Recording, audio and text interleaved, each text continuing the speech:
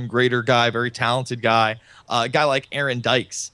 I mean, people, if you don't know Aaron Dykes, although on the forefront sometimes, behind the scenes, Aaron Dykes is the hardest working man in real business. Forget about show business. Yeah. This guy, I talked to Aaron today on, we message each other, every once in a while we hit each other up on Messenger, and we all talk to each other and share news that way. I still share stuff with the producers over there, and obviously Do and the other guys.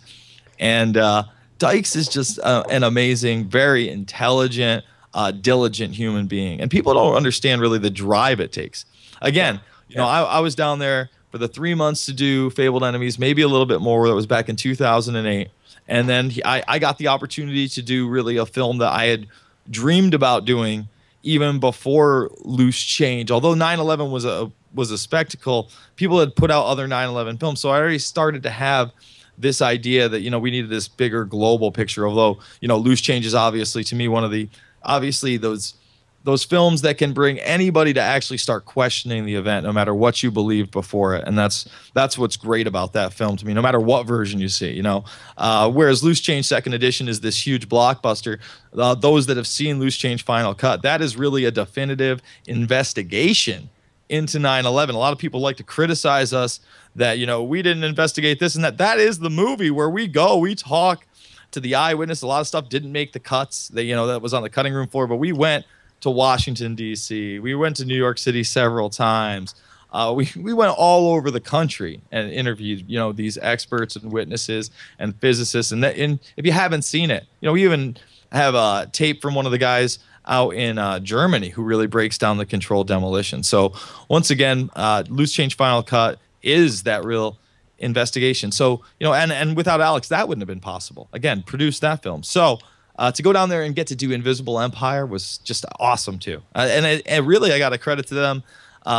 That's really where I cut my teeth in editing. I did a lot of like the base editing of news over in the Loose Change series. Would go through a lot of the archives, log and mark things, cut them up into MPEG clips, and later that would get edited into the film by Dylan.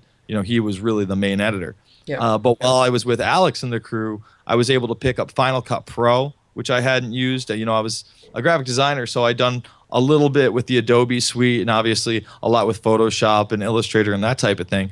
But I got very comfortable with both of those, and then After Effects. And that's really, that's how we bring this information to the madness. The slicker the movie, you and I both know this. That's why I think that your movies have been so effective. Your cutting is very good. Your storytelling is very good on top of the information. That's also compelling. Some people can have compelling information, but the way they present it, it's just not going to catch a big audience, unfortunately. So, kudos to guys like you that are doing it day in and day out, man. Press for Truth, big ups all the way. And I'm going to have you on my podcast, by the way. That's coming up. We're going to set up a date very soon, hopefully in the next couple weeks on a Sunday, and get you on there because you deserve a lot of credit. You really are in there day in and day out. I'm on the Facebook, I'm on the Twitter, but then I see these films you're making, and I know they're not easy to make. I know firsthand. It takes a lot of time, folks. Believe me. You don't just, I have this idea for a movie, and we don't make movies, out of our heads. We're trying to present to you, hey, look at this danger right here. It's right in front of our face. It's no longer just being spoken about. You can you can see and hear it and almost feel, and you're trying to make the audience feel it. And I think you do that effectively. Yeah. Well, thanks, man. I really appreciate that. That means a lot to me. And you absolutely killed it out in Texas for that year. You put together some outstanding projects that are now timeless. So congratulations for that. Why don't you tell people what you're working on these days, and where can they go right now to get more information from you? Okay, you can check me out on Facebook and Twitter. At Jason Bermas, so it's /Jason Bermas on Facebook. I Twitter a lot. If you want a good news feed of some very underreported news, or you want, sometimes I really do get the highlights that are going to break out there, but often they're the highlights that break out in the alternative media and really not in the mainstream media. Every once in a while, I do like to have a little fun on there. God forbid, I'm a human being. Yeah, I follow you. I'm really liking your tweets. I mean, I like to throw in a joke or two there. Again, I think we do need to laugh. Again, absolutely. Alex calls it gallows humor, but at the end of the day, man, I still I hope The Simpsons goes on for more than 2 seasons after this. You know, animation domination is a important part of my life. I'm a huge MMA fan. I watch all of it, addicted to it.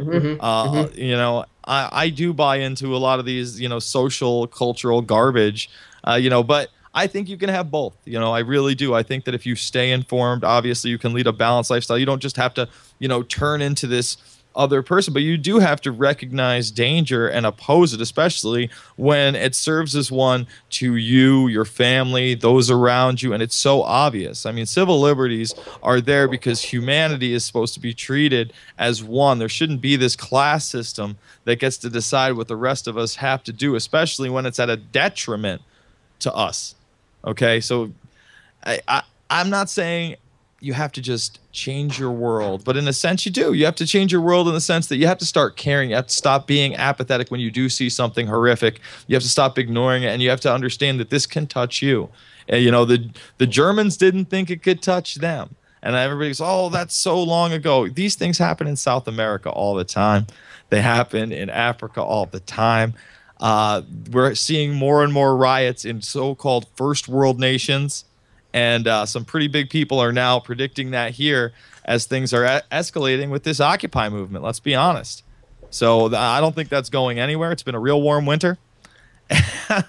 No one's really leaving the streets. So I think with the economic collapse, you know, gold's starting to go back up. Davos is ending.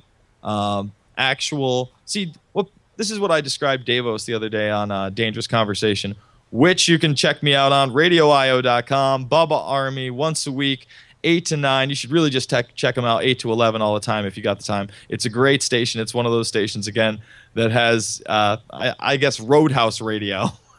And then they have a show like Dangerous Conversation that talks about some real issues. And anybody familiar with Bubba, he's pumped Loose Change for a long time out on Sirius XM. The guys over there did a special conspiracy show on Howard 101 and played a lot of that, and it got talked about on the Stern Show. So not all press is great press, but it does get people asking questions. You know, we're going to get smeared no matter what.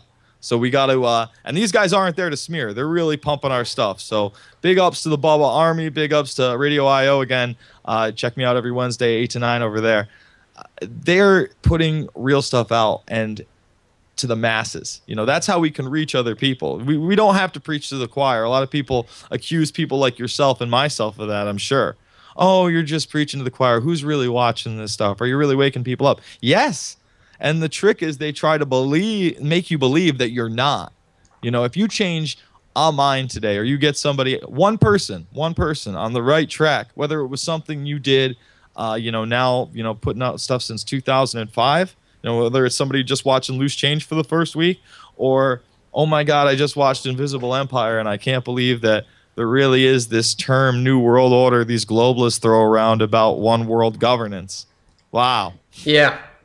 Yeah, absolutely, man. It's all about planting those seeds, and you never really know what some of those may sprout into. You know, you may influence and inspire somebody to become, you know, the next type Alex Jones or Jason Bermas type. So keep planting those seeds, brother. You're doing an awesome job, and I want to thank you again so much for coming on today. I look forward to having you on again in the future, and let me know when you want me to come on your podcast. I will most certainly be there for you. Excellent, man. We're going to be talking some big-time globalism, some big-time changes and what's going on. Obviously, we should be talking about what's going on in Iran, but I think we're going to have a clearer picture in a week from now because, again, for people that don't know, Davos, because that was what I was getting at first. Let me just finish with the Davos, all right? Davos is this conglomerate of these bankster gangsters and their pony boys that they put on stage in these think tank type groups for television. You can actually see this stuff on C-SPAN. You're not going to see that at the Bilderberg group, and you only see it occasionally at the CFR. But it's kind of a hybrid of that for the public view, everything being talked about positively. So for those that don't know, check out Davos, check out my stuff, check out Dan DICKS and support him by getting Into the Fire and all his other great works because he's truly not only a great filmmaker, an activist, he's a real person doing real big things for humanity, and that's important. Well, thank you once again, man, and you keep up the great work. We'll talk to you again real soon. All right, thank you so much.